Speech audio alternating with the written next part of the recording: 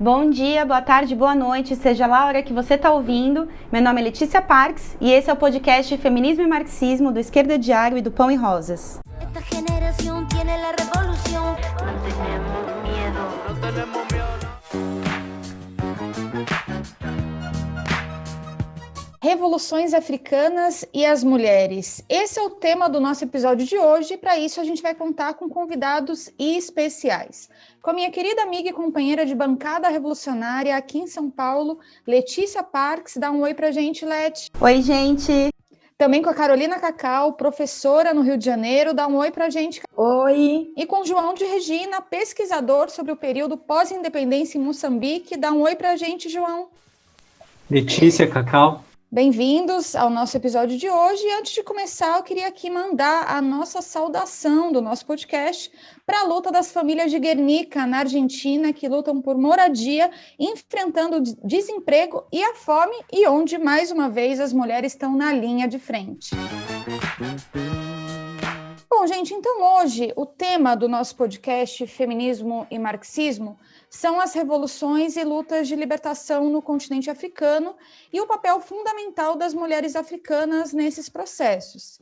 No mínimo, é de ficar perplexo, quando a gente percebe que um pouco mais de meio século atrás, mais da metade da humanidade se encontrava sob o jugo colonial. E a maior parte das independências dessas colônias ocorreram depois da Segunda Guerra Mundial. E diferente do que muitos livros de escola contam, essas independências envolveram lutas e processos revolucionários e não ocorreram graças a uma consciência democrática dos países imperialistas ou por uma suposta evolução natural do capitalismo e da democracia, entre aspas. O que a gente vai abordar hoje é algumas experiências revolucionárias que aconteceram na segunda metade do século XX. E, evidentemente, a ideia é a gente abordar algumas questões sobre o tema, com exemplos, etc., uma vez que a África é um continente bastante diverso, com processos de independência e revoluções com muitas especificidades e que criaram regimes políticos variados, inclusive. E não daria aqui para a gente abarcar tudo que envolve a riqueza dessas experiências. Em todo caso, vale a pena imaginar o quão fundamental é debater esse tema e a gente vê o continente africano e as suas massas oprimidas como sujeitos da sua própria história e como protagonistas de lutas impressionantes contra o imperialismo e o capitalismo. E muito longe da imagem de uma África vitimada que a mídia capitalista muitas vezes apresenta, aqui a gente vai olhar para a história dos trabalhadores e povos africanos como uma história de combate fundamental da luta de classes internacional. E como não poderia ser diferente, como as mulheres foram decisivas nessas lutas, E para isso a gente vai precisar entrar mais a fundo para tentar entender esses processos revolucionários, quais eram as discussões que estavam em jogo, senão a gente também corre o risco de fazer aí uma apreciação superficial sobre o papel das mulheres. Então, para começar, vamos passar rapidamente sobre as características do colonialismo africano. Vai lá, Cacau, é com você. Oi, gente, uma satisfação estar aqui no programa de novo. Então, vamos lá. Em outros episódios, a gente debateu como o racismo ele é um fenômeno do capitalismo, E talvez não exista exemplo mais claro disso do que a história do imperialismo no continente africano. A gente sabe que no período inicial do capitalismo, na acumulação primitiva, o Marx, inclusive, escrevia que a burguesia europeia transformou a África em uma reserva de caça comercial de negros. E vai ser só no final do século XIX que o continente africano vai ser partilhado pelas potências europeias para efetivar a sua ocupação. A Conferência de Berlim, de 1884 a 1885, é o evento ilustrativo que marca a partilha imperialista da África, onde o racismo cumpre um papel decisivo para justificar a exploração das riquezas do continente africano e a colonização dos povos da África a favor das potências capitalistas como a Inglaterra, a França, Portugal, Bélgica, a Alemanha e a Itália. E como se não fosse suficiente ter raptado, objetificado e tornado mercadoria corpos africanos para o desenvolvimento do capitalismo europeu por séculos, a burguesia no final do século XIX e no começo do século XX intensificou a exploração colonial sobre a África através da ocupação e da exploração capitalista moderna. O Lenin, no seu livro famoso Imperialismo, Fase Superior do Capitalismo, ele considerou a partilha da África pelas potências europeias, no final do século XIX, como um dos sinais definitivos de que o capitalismo financeiro, né, que a fusão do capitalismo industrial com o capital bancário, havia atingido o feito de ocupar praticamente todo o mundo e que novas partilhas iam ocorrer através de novos conflitos. Por volta de 1900, o Lenin caracterizava que o mundo todo já estava dividido entre algumas poucas potências, e nos territórios africanos, praticamente tudo estava ocupado pelas potências europeias. Nesse período, o continente africano vai viver um tipo de desenvolvimento econômico muito diferente do que havia acontecido nos séculos anteriores. As potências colonialistas, elas passaram a exportar capital para a África. Os territórios passaram a ser diretamente ocupados, né? Inclusive inicia-se uma exploração agrícola diretamente capitalista, como por exemplo as produções de algodão. A Inglaterra, a Bélgica e a Alemanha criaram empresas agrícolas que não só exploravam os territórios sob o seu domínio, através de concessões, mas exploravam também o trabalho agrícola de africanos em territórios de outras potências. Foram criadas zonas de mineração, construção de grandes ferrovias e ocorreu uma incorporação maior ainda da África na economia global. Esse empreendimento econômico dos colonialistas era realizado através de uma verdadeira manutenção da lógica escravocrata. Na África, enquanto houve colonialismo, houve empreendimentos capitalistas que articulavam o trabalho assalariado com vários mecanismos de trabalho forçado. O chibalo, por exemplo, é um dos que acontecia nas colônias portuguesas. Sim, Cacau, essa relação entre colonização e capitalismo é fundamental de entender e, na verdade, como vai lembrar pra gente o C.L.R. James, né, o único lugar que os negros não se rebelaram foi nos livros dos historiadores capitalistas. O mesmo a gente pode aplicar à história das mulheres africanas. Todos os empreendimentos colonialistas se enfrentaram com a resistência dos povos africanos. E, por vezes, essa resistência se transformou em guerras e revoluções. No continente africano também teve resistência e lutas heróicas dos povos africanos contra a ocupação imperialista. Na luta contra a ocupação, as mulheres foram linha de frente das mais variadas formas possíveis. Elas lutaram como guerreiras, criaram sociedades secretas para manter as comunidades, lideraram greves e rebeliões contra a ocupação colonial. Algumas figuras, inclusive, se tornaram símbolo na África, como é o caso da Ndinga Mbandi, na Angola, e a Nana Assentawa, uma guerreira Ashanti de Gana, ela que ficou famosa por se confrontar com um representante imperialista em Gana que exigia o trono, símbolo do reino e cultura Ashanti. Ela vai dizer o seguinte: se vocês, homens de Ashanti, não vão em frente, então nós vamos. Desafio as minhas companheiras mulheres. Vamos lutar contra os homens brancos. Vamos lutar até que a última de nós caia no campo de batalha. Se vocês, os chefes, não lutarem, então deverão trocar a vossa tanga pela minha roupa interior. Impressionante, né? Enfim, muitos outros exemplos poderiam ser citados, como a tropa de mulheres guerreiras de Daomé, que é a atual Benin, que ficaram conhecidas por serem o terror das tropas coloniais francesas nas guerras de 1890 e 1892 até 94. Mas, quando a gente traz esses exemplos, a gente não quer reforçar uma visão romântica, idealizada, de um passado africano que a gente queira retomar, né? Como algumas tendências, inclusive do feminismo negro, fazem, que reivindicam uma ideia de retorno a raízes, supostamente matriarcais e tal. O que a gente quer destacar é que, para ocupar os territórios africanos, esses exércitos coloniais, eles precisaram se enfrentar com a resistência de reinos estruturados e sociedades indígenas das mais diversas. E em muitas dessas sociedades existiam relações de gênero que eram sim diferentes das sociedades capitalistas europeias, e as mulheres se destacaram na luta contra a ocupação imperialista.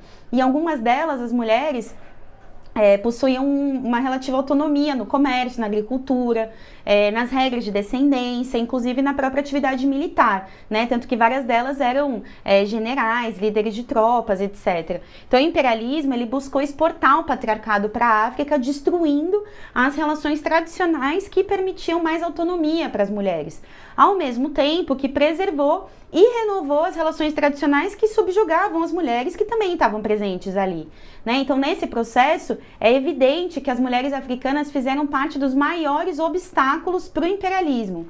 Esses exemplos, eles são parte da história da luta de classes, né, contra o capitalismo e o colonialismo.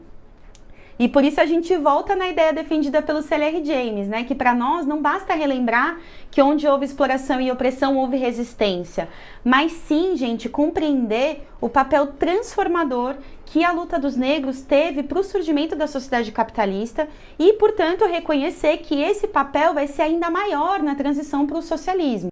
Exatamente, Leti. E é muito interessante também a gente pensar a ocupação colonial da África como uma das características da fase imperialista do capitalismo, né?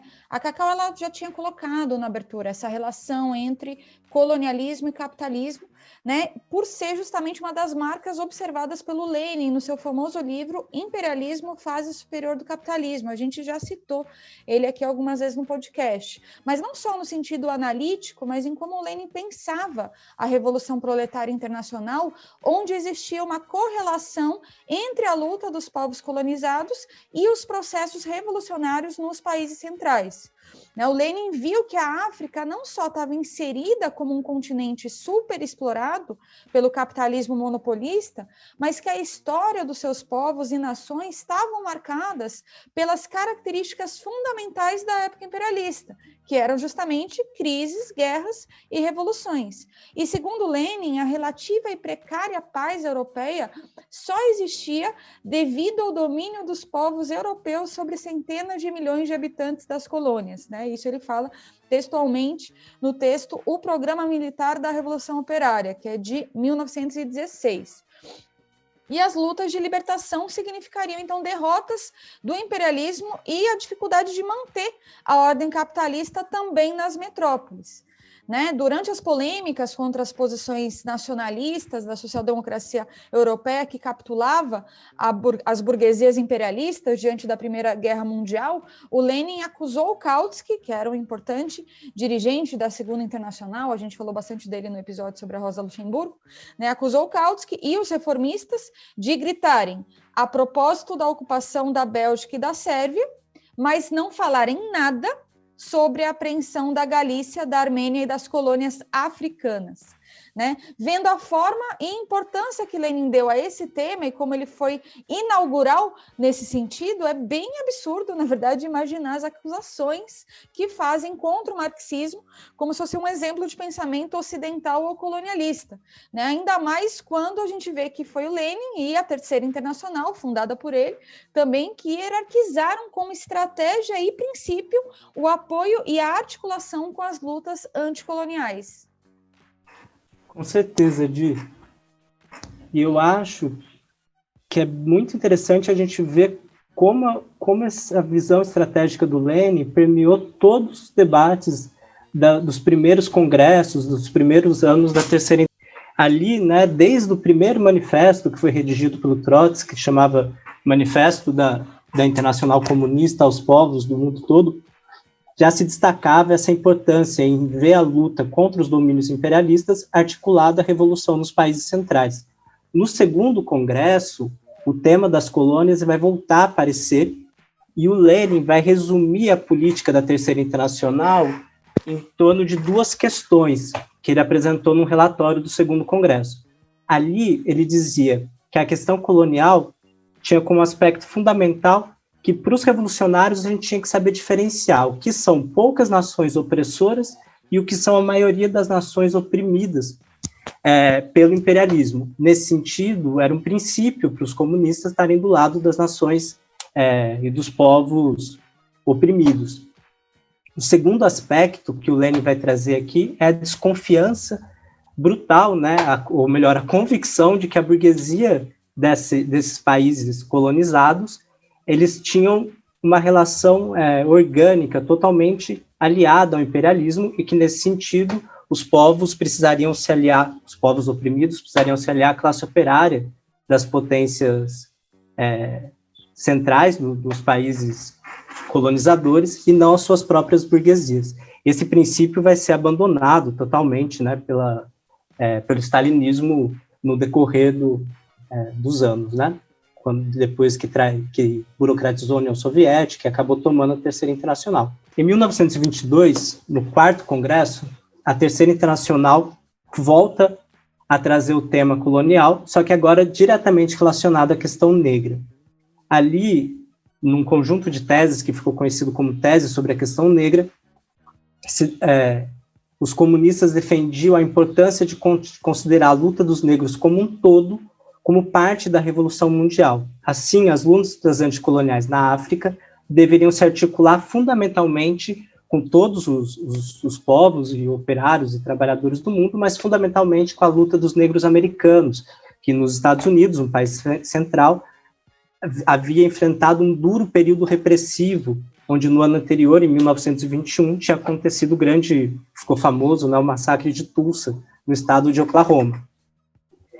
Para a gente ter uma ideia da importância que possui o tema para os revolucionários, a gente tem que ter claro que, para participar da Terceira Internacional, haviam 21 condições, que as seções e os partidos deveriam aceitar. A 8ª dessas condições, ela dizia que era dever de qualquer partido que pertencesse à Terceira Internacional apoiar os movimentos de emancipação das colônias, ser fraterno com os povos colonizados e gerar um mal-estar permanente nas tropas das metrópoles contra qualquer opressão aos povos coloniais.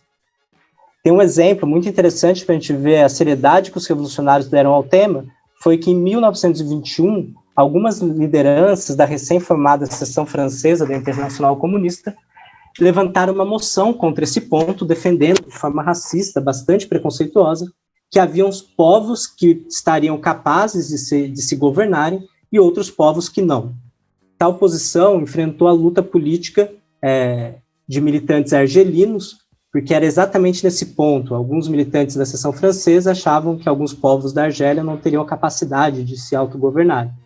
E foi aí que muitos revolucionários, e o Trotsky tomou a frente em defender a expulsão de quem defendia esses absurdos, acusando que essa ideia era um preconceito capitalista, nacionalista, chauvinista, que tentava encobrir uma posição puramente escravagista e aliada do imperialismo francês.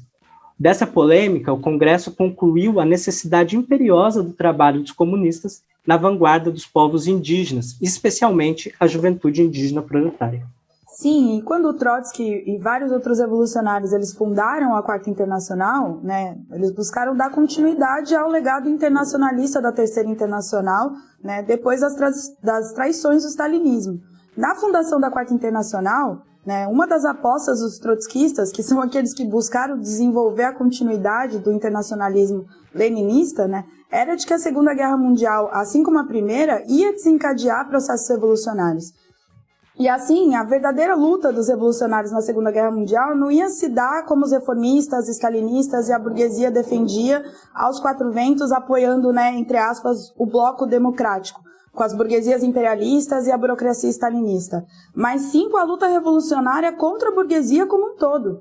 O C.L.R. James, em 1941, no texto que chama O Negro e a Guerra Imperialista, ele defendeu que o continente africano era a principal prova da hipocrisia das potências capitalistas, entre aspas, democráticas, Porque, segundo ele, essas potências capitalistas que se colocavam contra o Hitler na Europa, que conclamavam os negros e negras africanos a lutarem a favor da democracia ou a favor da civilização, eles escondiam que nas colônias africanas, esses países democráticos, entre aspas, agiam com as formas mais desumanas possíveis, inclusive formas semelhantes ao nazismo.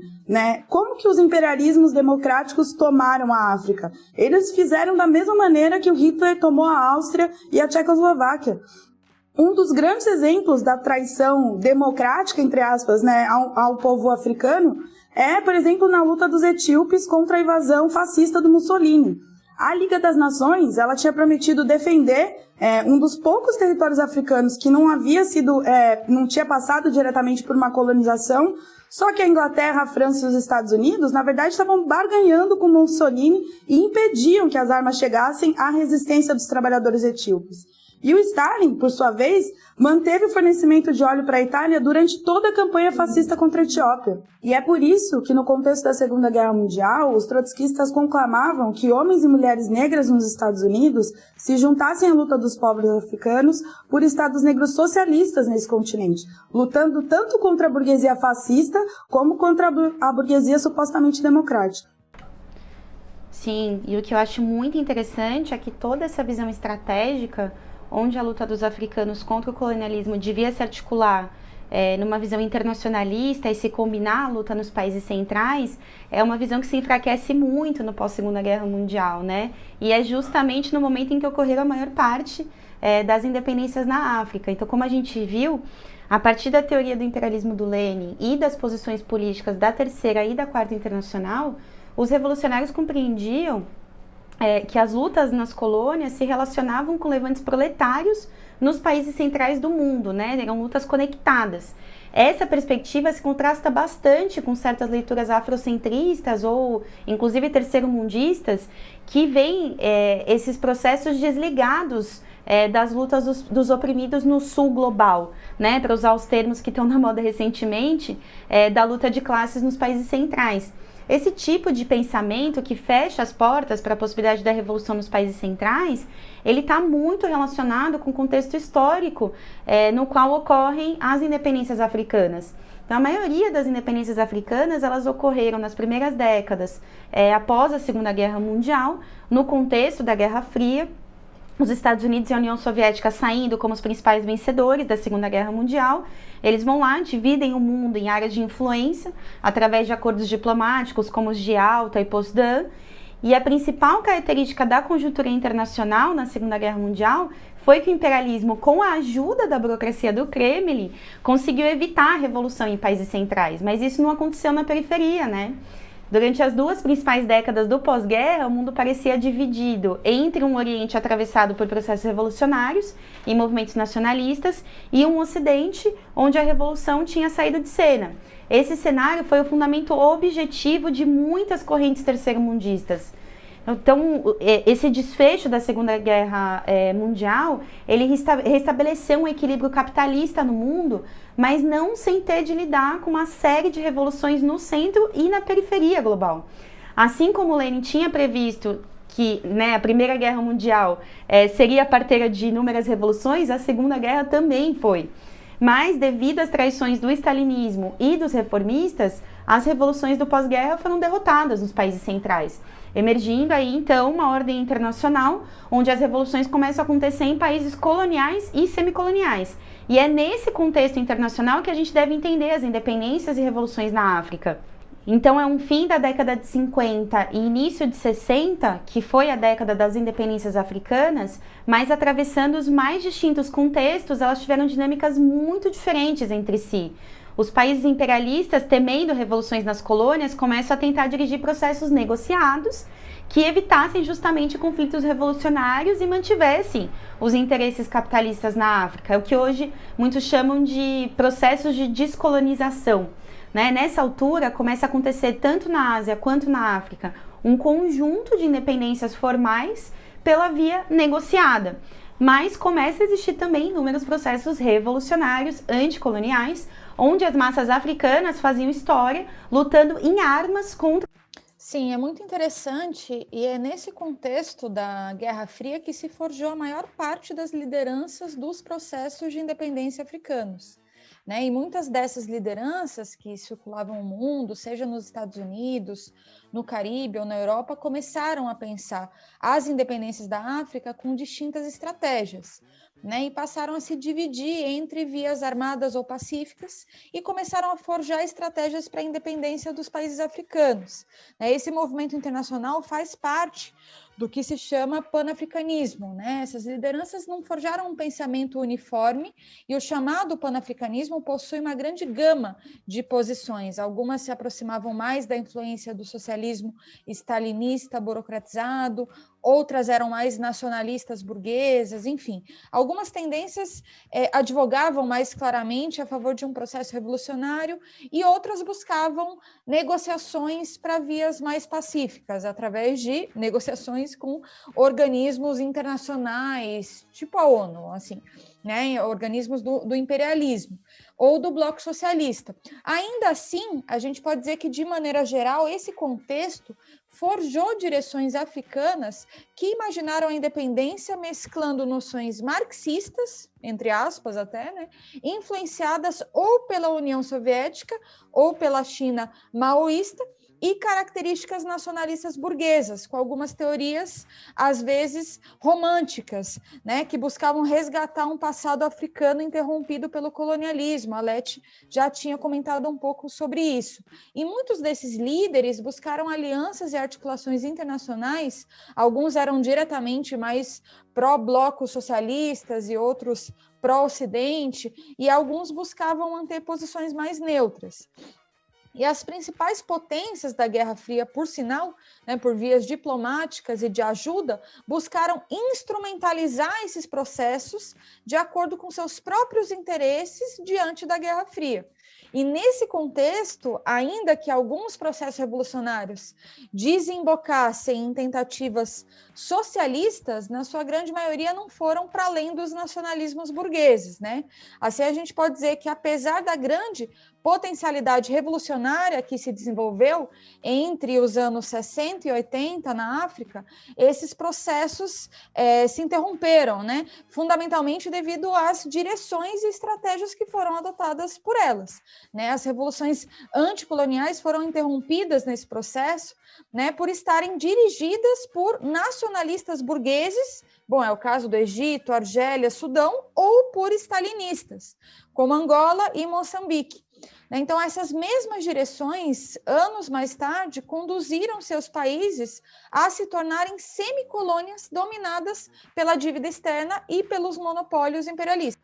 Di, eu gostei muito disso que você falou, porque para a gente justamente se trata de reconhecer esse aspecto traidor das direções do processo sem diminuir o potencial revolucionário e a riqueza desses processos revolucionários, né? Foram africanas e africanos que desenvolveram lutas heróicas contra o colonialismo. E muitas dessas lutas e exemplos históricos se desenvolveram anteriormente, inclusive, à fama que conquistaram, né, as direções nacionalistas e stalinistas. Então é muito comum a gente escutar algumas concepções sobre as classes sociais na África que defendem quase que uma inexistência da classe operária no continente. E isso não é verdade, gente. No pós-Segunda Guerra Mundial, não só muitos países tinham concentrações operárias modernas, como as lutas travadas pelos trabalhadores e trabalhadoras eram intensas. O continente como um todo, em 62, era quase 10% de assalariados, né? Mais de 15 milhões de africanos. A África do Sul, por exemplo, naquela época já contava com a urbanização mais expressiva e tinha um proletariado urbano de 7 milhões de pessoas. Ainda na primeira metade do século XX, os sindicatos também tinham ganhado muito destaque. No final da década de 30, a África Ocidental viveu uma intensa atividade grevística, sindical, onde o movimento de trabalhadores ferroviários no Thiès, no Senegal, em 38, se tornou inclusive um símbolo para o continente, né? Os trabalhadores da estrada de ferro de Dakar-Níger realizaram uma greve radicalizada que foi fortemente reprimida, tendo inclusive deixado 6 mortos, mas a greve conquistou o direito de associação e inclusive de indenização para as famílias dessas vítimas, né? E no pós-Segunda Guerra, na altura das libertações, os operários realizaram uma sucessão de greves que perturbaram a administração colonial. A gente pôde ver greves gerais também no Quênia, na Nigéria, em Gana, na Guiné. A África contou com uma imensidão de greves. Os mineiros de Rand, na África do Sul, em 46, na indústria do sisal, de 57 a 59, no Tanganica, são vários exemplos clássicos, né? Claro que existe uma anatomia específica da classe operária africana e que se a gente e que tirando, né, alguns países como a África do Sul, a maioria dos países são sim predominantemente camponeses, mas mesmo no mundo rural tem algo bem importante para a gente analisar, que não são camponeses desligados da classe operária. Em muitos contextos africanos, inclusive, a mão de obra migrante era de origem camponesa. Então, muitos migravam para as minas e para as plantações e depois de algum tempo voltavam para suas regiões. Então, esse sistema de trabalho migratório ele foi utilizado pelo imperialismo e era uma forma de garantir uma mão de obra super barata. Na África do Sul, as minas sul-africanas se utilizavam fortemente do trabalho migratório moçambicano, por exemplo, através de um acordo com o colonialismo português, né? Esse tipo de trabalho garantiu o fluxo de camponeses para as minas através de leis coloniais de trabalho forçado e recebiam parte do valor pago pela burguesia sul-africana. Gana é outro exemplo, né, que a gente poderia pegar, que nos anos 60, 40% de seus trabalhadores era composto por migrantes. O que é interessante nesse ponto é que ele desbanca um argumento stalinista bem comum de que seria impossível o socialismo na África por conta do baixo desenvolvimento industrial. Mas o que a gente vê é que, apesar disso, o continente possui um grande potencial com uma classe operária com fortes características internacionalistas e uma parcela do campesinato predominante, né, que possui uma riquíssima experiência como trabalhadores assalariados temporários e que conheciam, inclusive, as formas modernas de organização como sindicatos, greves e, inclusive, partidos políticos. É muito interessante pensar esse potencial, né, Letícia?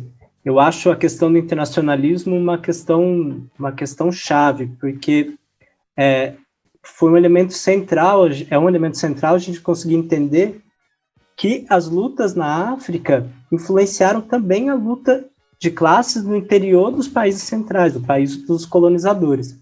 Como a Di colocou no começo, né, ainda hoje é comum nas aulas de escola a gente escutar que a descolonização na África foi feita pelas metrópoles, que decidiram, após a Segunda Guerra Mundial, seguir um curso mais humanista.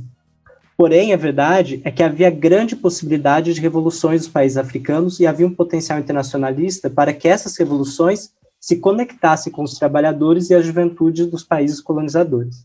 Cada luta de libertação africana desmoralizava a burguesia colonialista e dava fôlego para os trabalhadores dos países centrais. Quando nós pensamos, por exemplo, na luta de classes que se desenvolveu na França, com a grande mobilização estudantil em 68, ou as greves operárias, geralmente a gente não vê ela relacionado com a luta de libertação nas colônias francesas. Mas o general de Gaulle ele foi escolhido como líder francês exatamente para tentar combater não só a classe operária francesa e a juventude, mas também as lutas de libertação que se intensificavam em colônias como a Argélia ou Guiné-Conakry. E praticamente todas as colônias francesas a gente vivia, no final dos anos 50 e dos anos 60, uma intensa radicalização. O Charles de Gaulle, inclusive, frente a essa radicalização, tentou uma manobra, né, que foi frente à possibilidade de independência feita de forma revolucionária.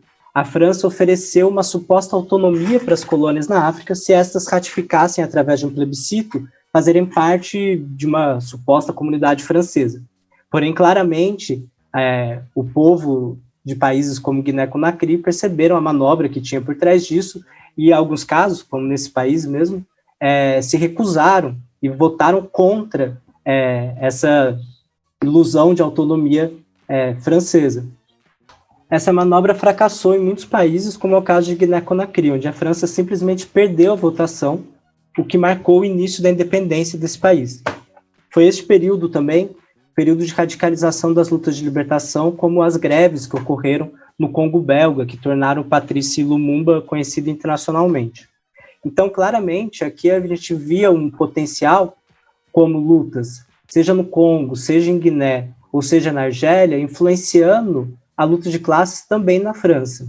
Outro caso muito claro também dessa relação que existe entre luta nas colônias e nos países centrais é o caso da Revolução dos Cravos em Portugal, né? A Revolução dos Cravos, em 74, 75, derrotou o regime salazarista e, de uma maneira bastante equivocada, muitas pessoas consideram que esse foi um tipo de processo pacífico, que não teve derramamento de sangue. Mas essa visão quase que idílica de um processo de luta, ela esconde que, na verdade, houve muito derramamento de sangue nas colônias africanas, né? A verdade é que Angola, Moçambique, Guiné-Bissau, Cabo Verde estavam em lutas super sangrentas contra as tropas coloniais desde os anos 60. A luta nessas colônias, a luta anticolonial em Moçambique, Angola e Guiné-Bissau, vai dividir o exército português, gerar revoltas no interior e na base das tropas, o que é um dos elementos fundamentais para a gente conseguir entender o que foi a Revolução dos Cravos em Portugal. Aqui a gente vê o potencial que havia, né? Realmente, a luta anticolonial ela se liga diretamente à luta nos países centrais. Como a gente colocou aqui, muitos desses processos não estavam armados com uma estratégia nem internacionalista e não era realmente revolucionário.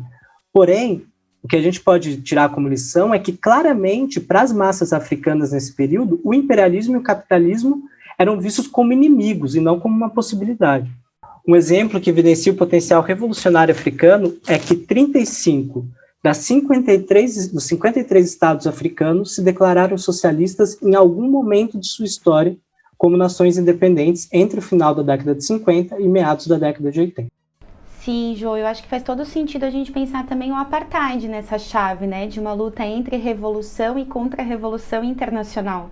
Né, o regime segregacionista da África do Sul era um grande centro da contra-revolução na África Austral de conjunto, né, foi um regime, assim, absurdo, né, de violento e tal. Então tinha realmente uma aliança entre os colonialistas portugueses e os regimes de minoria branca, como a Rodésia do Sul, que é o atual Zimbábue, né, e o apartheid sul-africano, tanto que após as independências de Angola e Moçambique, esses regimes eles financiaram exércitos contra-revolucionários em Angola e Moçambique. Na Rodésia do Sul, que foi uma independência armada, que coloca fim ao regime de Ian Smith, na África do Sul, o apartheid vai sobreviver até o começo dos anos 90. Então teve uma imagem que foi muito divulgada nos jornais de esquerda internacionalmente, logo depois das independências de Moçambique e Angola, que mostrava que o imperialismo na África Austral era uma cobra de 3 cabeças, né? Era o colonialismo português, o apartheid sul-africano e o apartheid da Rodésia do Sul. Não é por acaso que hoje são conhecidos inúmeros assassinatos que os segregacionistas realizaram não só na África do Sul, como também em Moçambique, Zimbábue, Angola, Zâmbia. A ausência, né, portanto, de um internacionalismo real, baseado na luta de classes, é parte do legado das direções stalinistas e maoístas. Quando a gente pensa, gente, que o apartheid teve a oportunidade de ser derrubado de forma revolucionária na África do Sul, imagine o potencial e o apoio que isso podia ter trazido para outros processos de libertação que ocorreriam, como Moçambique, Zimbábue ou Angola. O fato disso não acontecer fez com que o regime segregacionista sul-africano se transformasse numa centelha contra-revolucionária, financiando guerras contra os países que se tornavam independentes através da luta armada, né? Então, eu queria trazer aqui algumas experiências de luta contra o apartheid da África do Sul que mostram também que ali o stalinismo desperdiçou uma oportunidade muito grande, né? Com certeza, Leti. E, evidentemente, né, nessa história rica da luta de classes, as mulheres sempre tiveram presentes. Uma das características fundamentais do imperialismo na África, né, são as leis segregacionistas, que ficaram mais famosas no apartheid da África do Sul, mas elas estiveram presentes em quase todos os impérios.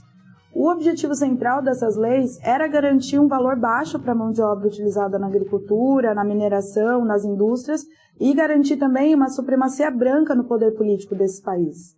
Então, nesse sentido, né, era um conjunto de leis que impedia os negros de acessarem os sistemas educacionais, de ter acesso a determinados postos de trabalho, de circular livremente, entre várias outras restrições. E dentro dessas leis, o sistema de impostos era brutal contra os africanos, né? Tinham leis que instituíam trabalho forçado sob o argumento de civilizar os africanos, né, através do trabalho. E a obrigatoriedade do trabalho, ela, né, geralmente é atribuída aos homens, mas era muito comum que as punições também se estendessem às mulheres. E essas muitas vezes eram recrutadas e obrigadas a trabalhar de forma forçada nas plantações, nas aberturas de estrada e também pagarem supostas dívidas dos seus maridos, né, e parentes masculinos.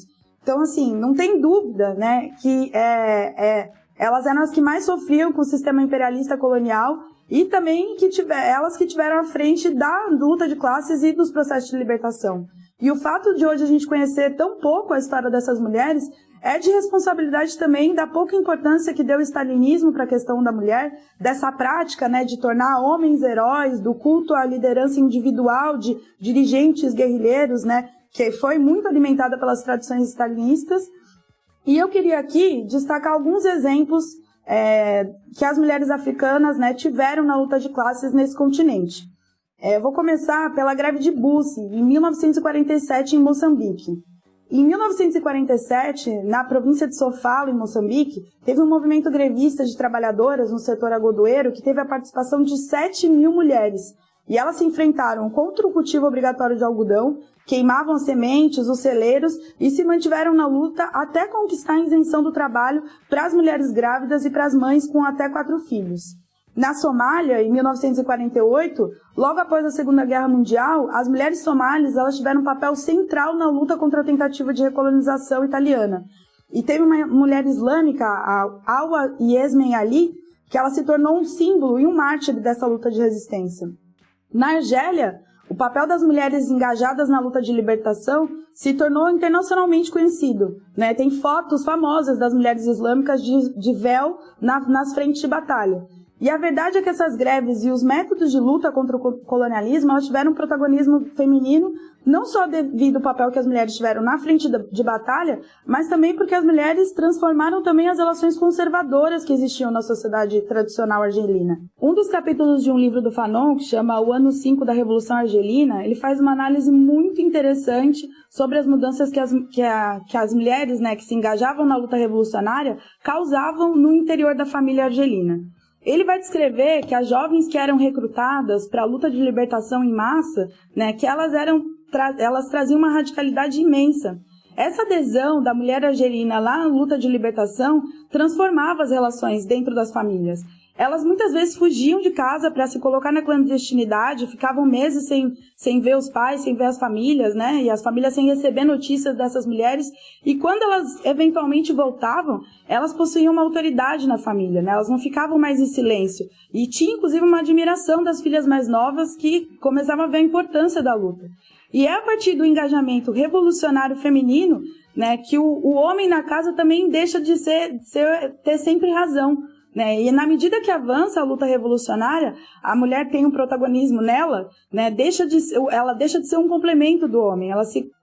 Isso vai transformando as relações familiares. E se impõe também aos pais, elas não ficam mais numa situação de constrangimento, né? Isso vai impactando, mostrando o impacto da atividade militante.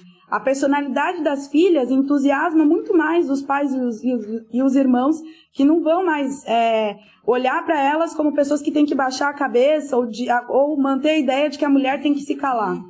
E essa leitura do Fanon, ela é muito interessante, ela não se aplica só à Argélia, né? Ela também está colocada em outros contextos. Infelizmente, muitas vezes a luta de libertação ela é vista como uma atividade unicamente masculina.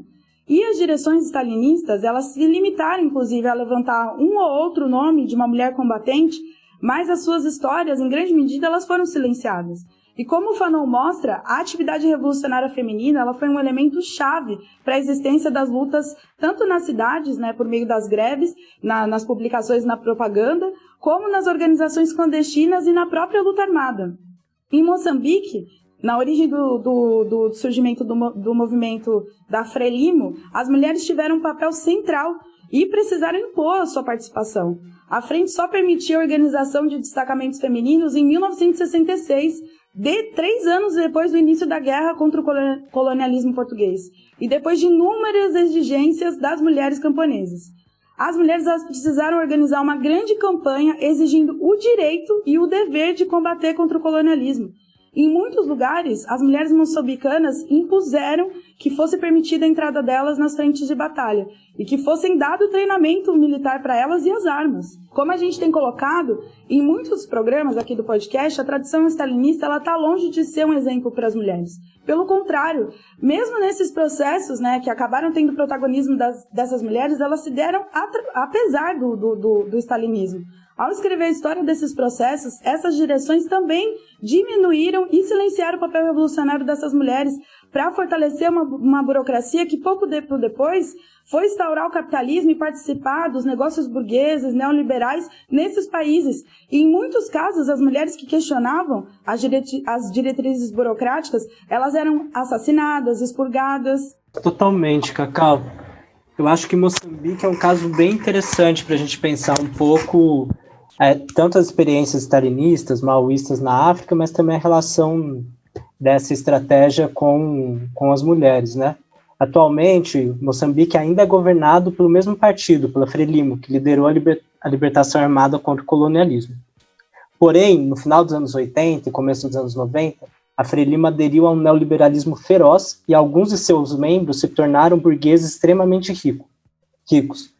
É o caso do Armando Guebuza, que foi presidente do país por 10 anos.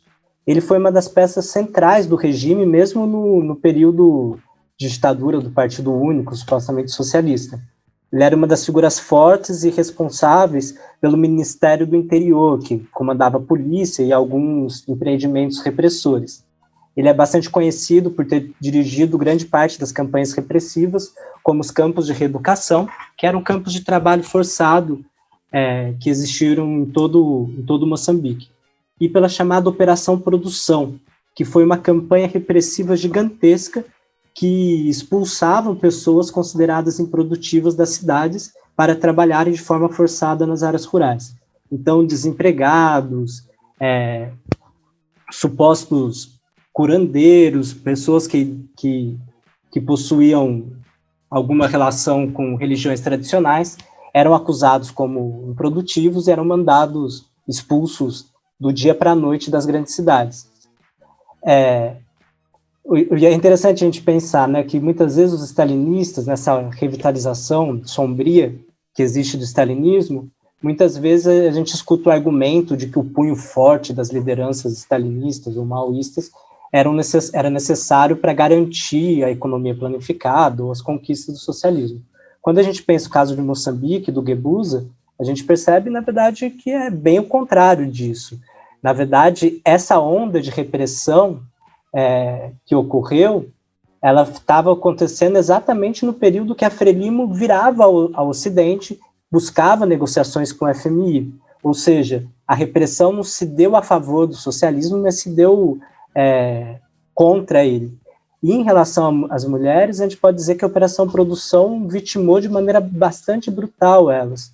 Entre essa multidão de pessoas que eram presas simplesmente por não portarem documentos de emprego, as mulheres eram acusadas de prostituição, muitas vezes simplesmente por serem solteiras. Às vezes, jovens repetentes eram acusados de improdutivos e, sem qualquer possibilidade de defesa, eram levados compulsoriamente para áreas rurais remotas para trabalhar.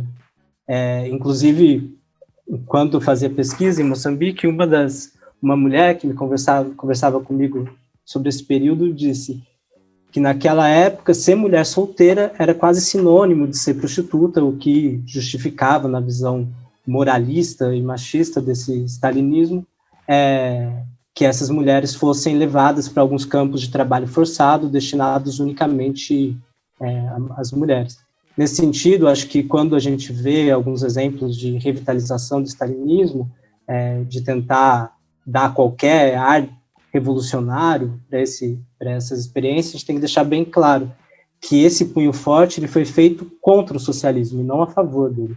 E muitas vezes, como o caso de Moçambique, foi aplicado para garantir a restauração. O Guebuza, para a gente ter uma ideia, hoje ele é o homem mais rico de Moçambique, dono de empresas de telefonia celular, entre milhares de outros empreendimentos. Nossa, gente, muito bom. Cacau, João, Diana, pelo resgate desses processos, né, todo o papel das mulheres. E eu acho que é importante realmente a gente debater substancialmente esses processos revolucionários na África, porque, como disse, né, o João, hoje no Brasil tem algumas tendências de inspiração stalinista que tentam usar essas experiências socializantes africanas como parte de uma revitalização do stalinismo, né? O caso, por exemplo, do Jones Manuel e do PCB, que tem feito, em parte, essa tentativa, né, de revitalização. Como existe uma tendência por parte de alguns de acusarem o marxismo como uma teoria avessa à África, avessa à luta contra o racismo, esse setor vai lá e reivindica as experiências africanas para dizer, olha, teve marxismo na África. E isso é evidente, mas ao reivindicar acriticamente essas experiências, eles acabam olhando esses processos unicamente através das percepções das direções stalinistas, como se elas expressassem a experiência revolucionária.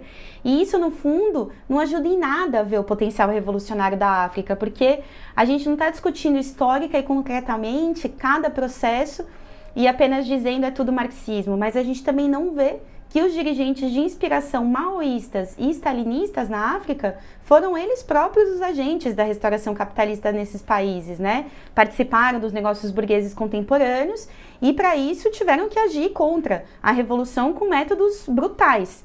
Então, nesse sentido, a reivindicação do potencial revolucionário na África, ela deve ser realizada apesar do legado de burocratismo, autoritarismo, de alianças com a burguesia, que faz parte dessas direções das independências africanas que se inspiraram, né, no stalinismo e no maoísmo. E para finalizar, a gente gostaria de dedicar esse episódio, né, às experiências da luta de classes no continente africano, que são várias. Como a gente debateu hoje, é um continente fundamental para a história da luta de classes e vai fazer parte da história do socialismo revolucionário. Atualmente, o continente é ainda mais fundamental para a gente pensar em revolução internacional, né? A luta dos negros norte-americanos e brasileiros, por exemplo, ela precisa ser entendida como uma luta conectada às lutas africanas. E nesse sentido, se apropriar criticamente da história da luta de classes na África, do protagonismo das mulheres africanas, é algo que é fundamental e é para isso que esse episódio foi construído e buscou contribuir. E para finalizar, eu vou homenagear então alguns processos recentes da luta de classes no continente. Primeiramente, a gente não podia deixar de lembrar que a Primavera Árabe, da qual muitos países do norte africano fizeram parte, apesar de terem sido derrotados, foram processos insurrecionais grandiosos que trouxeram de volta a palavra revolução para a mídia internacional, para a cabeça de jovens e inspiraram lutas massivas no mundo todo, como na Espanha, Grécia, Estados Unidos e Brasil. A gente também quer relembrar aqui a luta heróica dos mineiros sul-africanos que foram brutalmente reprimidos no massacre de Maricana, onde 34 trabalhadores, pelos dados oficiais, foram brutalmente reprimidos e assassinados pela empresa britânica da Lonmin, em acordo com o governo sul-africano, né, que mandou a polícia ali para matar esses operários. Longe de paralisarem a sua luta por conta dessa repressão absurda, esses mineiros sul-africanos responderam à repressão com uma onda de greves radicais em todo o país, apoiados por uma massa de mulheres de todos os bairros, e essas lutas inspiram muito a gente também aqui. A luta dos argelinos do movimento Hirak, também de argelinas, né, que por todo o ano de 2019 lutaram pela queda do regime militar liderado pelo general Ahmed Gaid Salah, e todas as sextas-feiras por meses esses argelinos e argelinas foram tomando as ruas clamando derrubar todo o velho regime. Bom, a luta dos camponeses trabalhadores rurais que em Tete, Moçambique, lutaram contra o deslocamento imposto pela mineradora brasileira Vale do Rio Doce, e muitas outras lutas que a gente poderia também ter como referência ocorridas nesse continente. Então eu retorno aqui ao James, que foi citado ali no começo dessa conversa nossa, para dizer junto com ele que frente a toda essa história de luta heróica das negras e negros na África, no Caribe, nos Estados Unidos, na América Latina, eu vou dizer um pouco como ele vê, que é a forma como a gente também vê todos nós que construímos aqui o MRT, o Esquerda Diária, o Pão e Rosas, que esse é o prognóstico do futuro. Na África, nos Estados Unidos, no Caribe, em uma escala nacional e internacional, os milhões de negros erguerão suas cabeças, deixarão de estar ajoelhados e escreverão alguns dos mais massivos e brilhantes capítulos da história do socialismo revolucionário. Olha, gente, realmente vamos todos agora levantar de pé para bater palma para essa aula que vocês deram hoje. Muito obrigada aos três pela participação. Valeu, gente, foi incrível. Pessoal, adorei. Muito obrigado por poder participar dessa experiência. Adorei mesmo, muito obrigado. Também agradeço, gente, por estar aqui de novo. Valeu, Lete, valeu, Di, valeu, João. Muito bom. Muito bom, gente. Obrigada a todos. Brasil, África e América Central, a luta das mulheres é internacional. Até a próxima, gente. Curtam e compartilhem.